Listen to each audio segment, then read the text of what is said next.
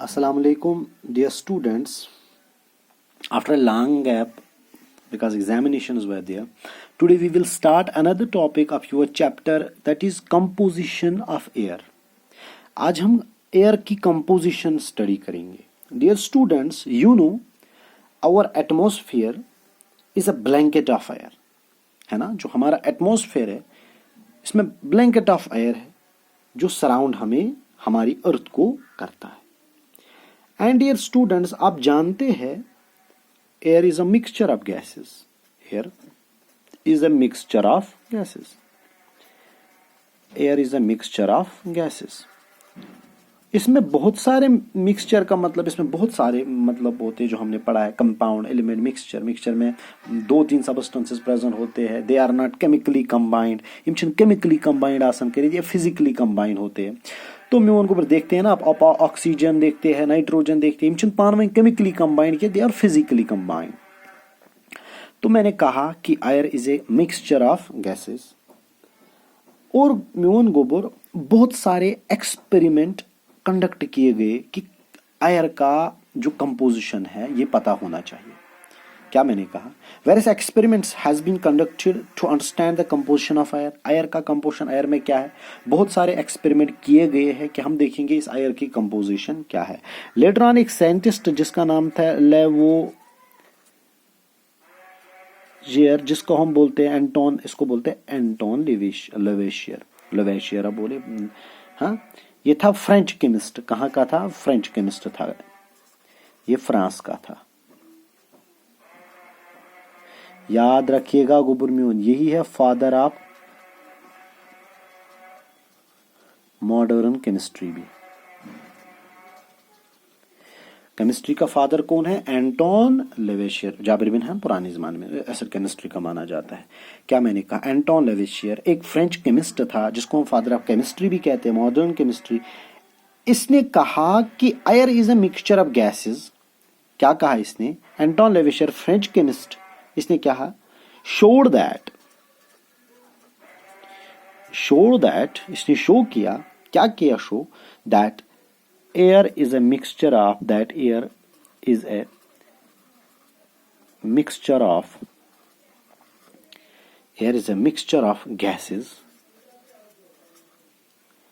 and the oxygen and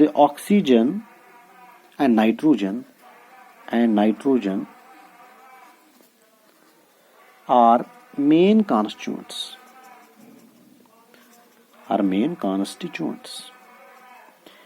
और जिगरमियोन, आप सारे जानते हैं कि हमारे एटमॉस्फेयर, हमारे एयर में नाइट्रोजन ज्यादा है. ये क्या वली काकन ओसा वोनमुत, ये किसने कहा था? एंटोन लेवेशियर ने, जिसको फ्रेंच केमिस्ट था, जो है फादर ऑफ मॉडर्न केमिस्ट्री. बहुत सारे एक्सपेरिमेंट किए गए थे कंपोजिशन ऑफ एयर के लिए. तो फिर एंटोन लेवेशियर ने कहा कि air is a mixture of gases. Air mixture of gases है. एंड फिर इसने क्या कहा, ऑक्सीजन और नाइट्रोजन मेन कॉन्स्टिट्यूएंट्स है इसके. मतलब जो एयर है इसमें मैक्सिमम जो है एयर और क्या है म्यून गोबर, नाइट्रोजन एंड ऑक्सीजन. जिगर में समझे क्या क्या है. एयर मेनली कंसिस्ट करता है, mainly consist of air, mainly consist of nitrogen. Nitrogen कितना में वन गोबर? 78%. कितना? 78%. ऑक्सीजन में वन गोबर 21%. कार्बन डाइऑक्साइड ये आपकी बुक्स में लिखा गया है 0.03%, लेकिन जो लेटर एस्टिमेट है ना आज, वो 0.04 है म्यून गोबर. आपकी बुक्स में 0.03, आप यही याद रखिएगा. बट मतलब ये वेरी भी करता है ना म्यून गोबर, ये प्लेस टू प्लेस वेरी करते हैं, मैं आगे आपको बताऊंगा. लेकिन आज नेट भी, अगर गूगल भी सर्च करोगे वहां पे आप 0.04 देखोगे. बिकॉज हमारा टेम्परेचर, जिसको हम ग्लोबल वार्मिंग कहते हैं, ये इसकी वजह से ही है, इंक्रीज कार्बन डाइऑक्साइड कंसंट्रेशन की वजह से. और म्यून गोबर आर्गन जो है यह है 0.93%. इसके बाद और अदर गैसेस है, अदर गैसेस बाकी भी है. अदर गैसेस ट्रेसेस में प्रेजेंट है, बहुत कम प्रेजेंट है. इनमें कौन कौन गैस लाइक मीथेन है, क्रिप्टॉन है, KRYP ट्यून, क्रिप्टॉन है, हाइड्रोजन है, ये भी प्रेजेंट है बट बहुत कम प्रेजेंट है इन ट्रेसेस, बहुत कम है, समझो। इसके अलावा वाटर वेपर्स, इसके अलावा water vapours and dust particles या पार्टिकुलेट मैटर भी आप इसको कहते हो। मैंने जिगरो, अब अगर आपको कोई बोलेगा कि जो एयर है मेनली ये क्या क्या कंसिस्ट करता है, एक है नाइट्रोजन कितने परसेंट 78, ऑक्सीजन 21%, कार्बन डाइऑक्साइड 0.03 आपकी बुक्स में, मगर अगर नेट कंसल्ट करोगे 0.04, क्यों? बिकॉज आजकल कार्बन डाइऑक्साइड की इंक्रीज हो रही है, ओवरऑल जब बोल रहे हैं हम 0.04, ये जरूरी नहीं है किसी जगह 3% भी कार्बन डाइऑक्साइड होगा, बिकॉज ये वेरी करते हैं एक जगह से दूसरी जगह, वो मैं कहूंगा। और अर्गान 0.93% है। अदर गैसेस ट्रेसेस में है प्रेजेंट, बहुत कम। मीथेन है, क्रिप्टॉन है, मीथेन की जो फॉर्मूला है वो है CH4, ये मार्शी लैंड से निकलता है। कहां से? मार्शी लैंड्स गई थी वहां, ये पर तलक्रीड आब फटन ज्यादा है ना, स्वैम्प्स में। और म्यून गोबर वेटलैंड जिनको कहते हैं, मार्शलैंड वेटलैंड्स, ये साउथ अफ्रीका ऑस्ट्रेलिया में ज्यादा प्रेजेंट है। वाटर वेपर और डस्ट लाट्स है ना, डस्ट वेपर, वाटर वेपर, ये सारे जो है ये कॉन्स्टिट्यूएंट्स है किसके? म्यून गोबर किसके? आशाबाश एयर के। मगर अब आपको याद रखना है म्यून गोबर, एक इंपॉर्टेंट पॉइंट आपको याद रखना है, composition of air, important point, composition of air varies from place to place। शाबाश म्यून जिगर, क्या मैंने कहा? जो आपने ये कंपोजिशन देखी है ना, ये वेरी भी करती है, ये प्लेस टू प्लेस है। और देखो एयर, अगर हम पहलगाम की बात करेंगे, तत ऐसे डस्ट जात किन इस्लामाबाद मज बस स्टैंड में ज्यादा बस स्टैंड में, बिकॉज वहां बहुत सारे स्मोक ज्यादा होगा, सही है ना। उनको वही बात है। आप मुझे बोलो वाटर वेपर ज्यादा कहाँ पे होगा? जहाँ पे ह्यूमिडिटी ज्यादा होगी।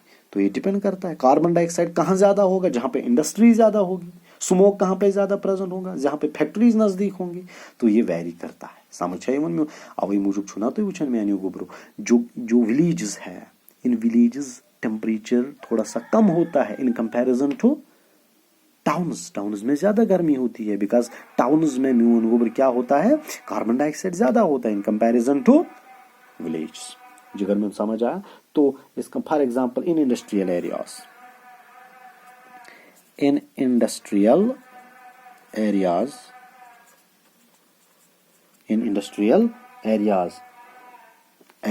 air has high levels of CO2, वहां पे कार्बन डाइऑक्साइड ज्यादा होगा, तो म्यून गोबर और स्मोक भी ज्यादा होगा। तो जिसकी वजह से, क्यों? बिकॉज इंडस्ट्री ज्यादा, गामस में ऐसे ट्यूता, जहां पे इंडस्ट्रीज नहीं होंगी वहां पे ज्यादा मत कार्बन डाइऑक्साइड होगा, क्यों? बिकॉज वो रिलीज करते हैं। समझ आई वन म्यून गोबर? आशाबाश। हाँ, अगर हम air near construction, air near construction CONSTRUC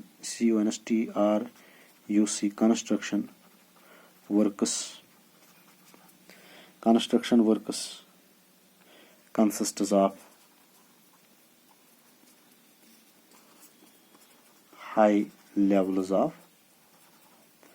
dust।